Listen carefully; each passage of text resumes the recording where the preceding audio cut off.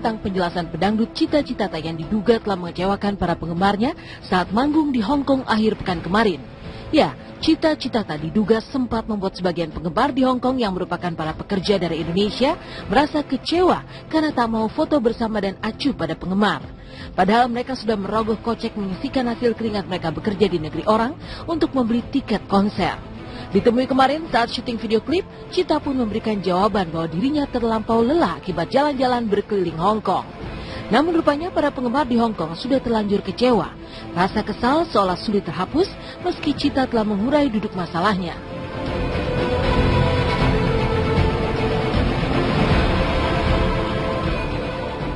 Buat Kak Cita, katanya kamu ke Hong Kong itu buat menghibur para BNI di Hong Kong.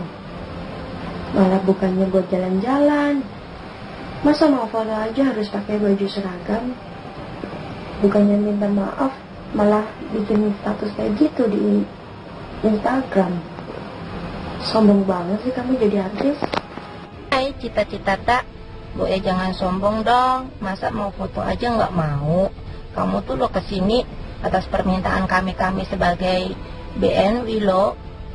Kalau tidak ada permintaan dari kami mana bisa kamu show di Hong Kong? Masa mau foto aja harus memakai kaos yang tulisannya Cita Citata? Aturan dari mana Mbak? Kami tuh kecewa banget loh. Dikira Mbak Cita Citata menghargai fannya yang ada di Hong Kong. Ternyata sombong. Kemarin sempat ke Hong Kong tuh, ke Hong Kong, terus abis nyanyi Cita langsung ke atas ke hotel. Cita nggak tahu kalau ada yang nonton, nunggu di bawah, terus nggak ada yang telepon. Bawah dulu nggak ada, jadi Cita pikir oh ya udahlah udah nyanyi ini selesai tugas tidur. Saya sebenarnya ngefans banget sama Cita Citata, tapi sayangnya dia itu sombong banget. Dia baru pertama kali ke Hong Kong udah kayak gitu. Kita harus sama-sama orang Indo ya. Harusnya nggak boleh kayak gitu. Masa mau foto sama dia harus pakai kaos Cita Citata? Kalau nggak boleh foto. Langsung mereka masuk. Sampai sekarang katanya dia sakit, nggak mau keluar gitu. Sakit hati banget. Nanti kalau kesini lagi saya nggak mau lihat dia. Kesel banget pokoknya. Masalahnya kita udah nunggu dari pagi. Bahkan saya sampai beli bunga, saya nggak jadi kasih ke dia.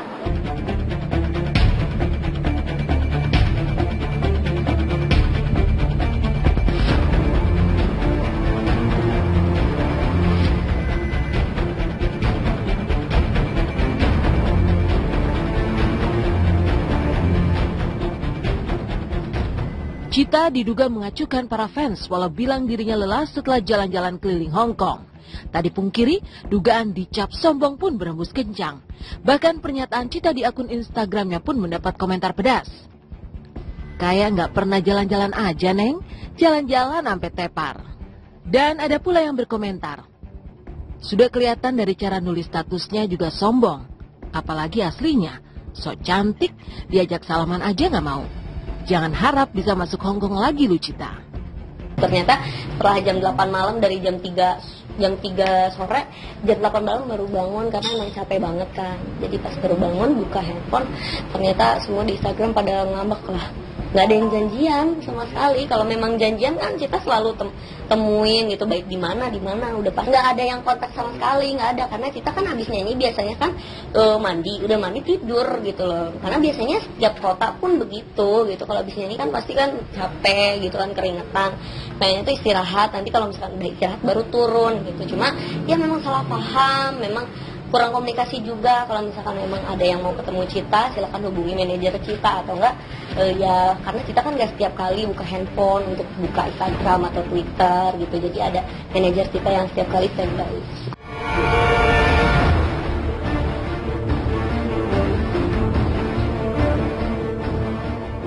Memang rasa kecewa para fans di Hong Kong sulit terobati. Apalagi sama sekali tak terlontar sepenggal permintaan maaf pun dari Cita kepada para fans. Lantas benarkah Cita tengah terserang star syndrome sehingga acuh mengucap maaf? Apa kata para artis dangdut yang lain mendengar kelakuan Cita? Ya bagaimana nih, itu memang mungkin memang udah sifatnya, memang sudah dari dalam ya dari dirinya sendiri lah seperti itu kan. Kita kan juga nggak bisa ngomong kalau waduh sombong ya, star syndrome lah segala macam gitu. Kita dikenal, kita disukai orang, kita bisa dikenal orang itu Karena fans kita satu dan karena teman-teman media itu pasti, dan karena karya kita itu pasti ya. Jadi fans itu sangat penting, dan media pun, wartawan sangat penting buat kita gitu. Jadi intinya kita antara wartawan dan artis kita saling menghargai dan saling menyayangi itu, supaya kita kerjasamanya enak gitu.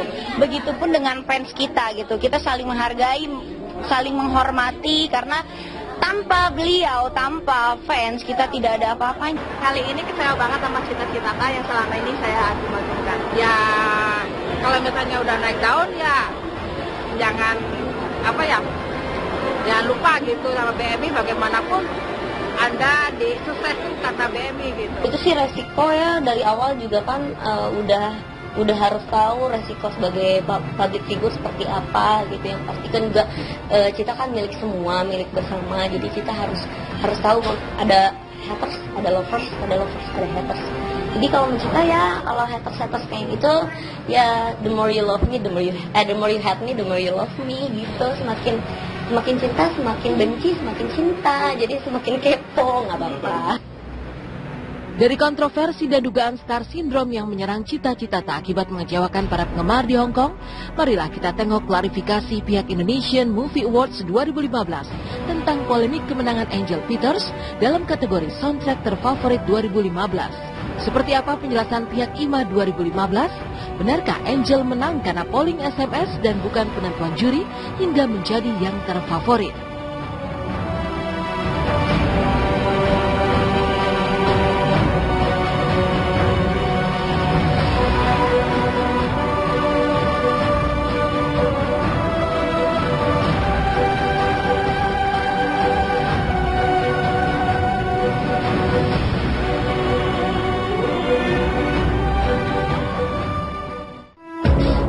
Dan pihak Indonesian Movie Awards 2015 buka suara terkait kemenangan Angel Peters dalam kategori soundtrack terfavorit yang dipertanyakan.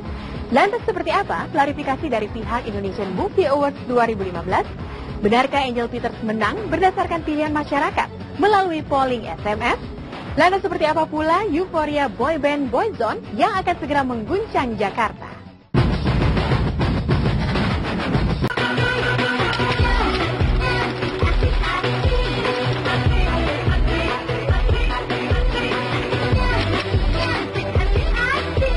Wajah Haji Abdul Rojak, ayah Ayu Ting Ting, sumringah penuh bahagia saat menunjukkan mobil barunya. Sebuah mobil sedan berwarna gelap keluaran terbaru, hadiah istimewa dari Ayu Ting Ting, kini menjadi tunggangan sang ayah. Dengan penuh rasa bangga, Abdul Rojak pun menunjukkan aneka fitur canggih yang melengkapi mobil idamannya tersebut. Sebetulnya ayah mah nggak ngerti ya, emang udah dari sana interiornya semua udah lengkap. Terus ya ayah cuma tinggal naik aja, tinggal membawa aja gitu. Matic, kita nggak manual. Kalau ayah kan nggak bisa yang manual, jadi matic semua mobil ayah tuh. Makanya ayah di sini lebih enak kan, gas rem aja. Terus kita pakainya juga ini gigi over giginya juga enak di sini langsung. Ini lampu nih, tapi kalau ini kan buat AC juga bisa dari sini, lampu juga bisa dari sini. Jadi bundanya betul-betul kerja keras ya buat anaknya, buat keluarga, ayah, ibu, sifat. Jadi kenyamanan dia juga. Hadiah mobil sedan mewah tak lain sebagai salah satu cara Ayu untuk membahagiakan kedua orang tuanya, Abdul Rojak dan Umi Kalsum, yang ia hasilkan dari kerja keras dan cucuran keringatnya. Hasil kerja keras dia, ayah bersyukur ya pastinya. Apa yang dia niatin ya, dengan jerih payah dia, ayah juga menikmati gitu, bersyukur banget gitu. Alhamdulillah apa yang dia niatin tercapai gitu, dengan kerja keras dia, benar-benar dia usaha buat keluarga juga, terutama apalagi buat Bilkis, buat kenyamanan anaknya juga. Kalau pas ayah jalan ya ayah pakai, kalau emang dia mau pakai ya emang ayah juga suka pakai ini juga. Belum lah, biar kata saya bisa beliin gunung juga belum mau balas orang tua saya gitu. Jadi ya yang penting mereka senang, mereka bahagia.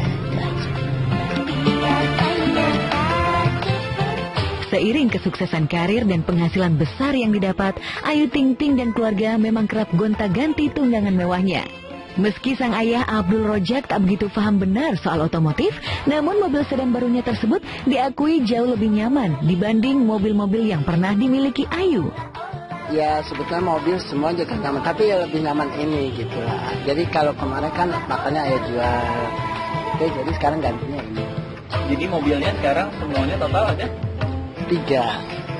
Sipa 1, jadi ini kan buat Sipa khusus itu. Enak aja sih ya, nyaman gitu ya. Cuma Ayah nggak terasa kalau ini kayaknya kalau bawa setirnya enteng banget gitu ya, beda ya. Jadi Ayah sempat kaget juga waktu di tol. 120, kaget Ayah, astagfirullahaladzim, langsung Ayah kendor. Kencang juga ya? Iya, kencang juga.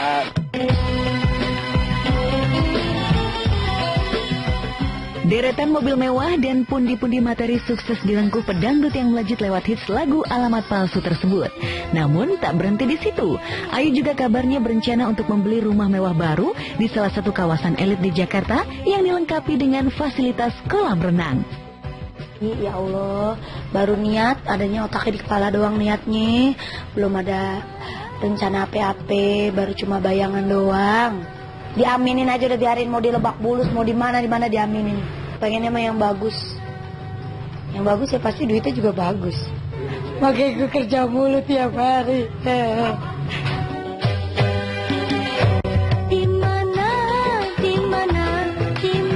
Hasil kerja keras Ayu Ting Ting kini semakin nyata terbayarkan. Tak hanya untuk dirinya sendiri, keinginannya untuk membahagiakan orang tua dan anak sematawayangnya pun ia wujudkan lewat hasil jerih payahnya.